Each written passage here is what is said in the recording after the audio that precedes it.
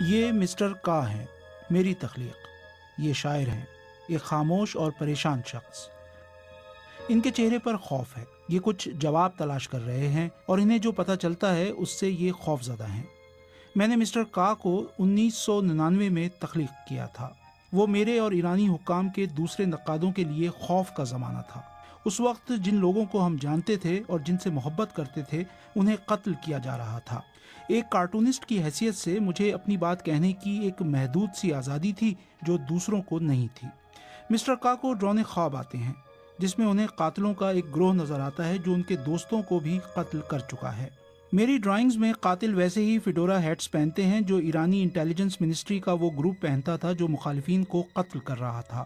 حیرت انگیز طور پر ایران کی منسٹری آف انٹیلیجنس نے یہ اعلان کیا کہ منسٹری کے اندر ایک گروپ نے اپنے اختیارات سے تجاوز کرتے ہوئے یہ جرائم کیے۔ ایرانی انٹیلیجنس کمیونٹی کے دوسرے سب سے بااثر شخص کو گرفتار کر لیا گیا، لیکن پھر یہ بتایا گیا کہ اس نے جیل میں خودکشی کر لی۔ پھر 2 سال کی تحقیقات کے بعد مقدمہ شروع کیا گیا، لیکن مقتولین کے خاندان کے وکلاء اور اس مقدمے کی رپورٹنگ کرنے والے صحافیوں کو قید کر دیا گیا۔ بالآخر انٹیلیجنس کے کچھ لوگوں کو ذمہ دار قرار دے کر مختصر سزائیں دی گئیں اور مقدمہ ختم ہو گیا۔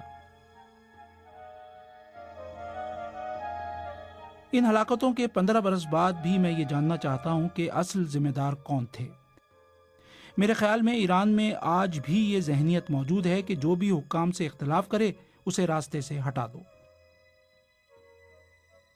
میں آج بھی جب مسٹر کا کو بناتا ہوں تو ان کے ارد گرد فیڈورا ہیٹس پہنے ہوئے خفیہ لوگوں کو بھی دکھاتا ہوں۔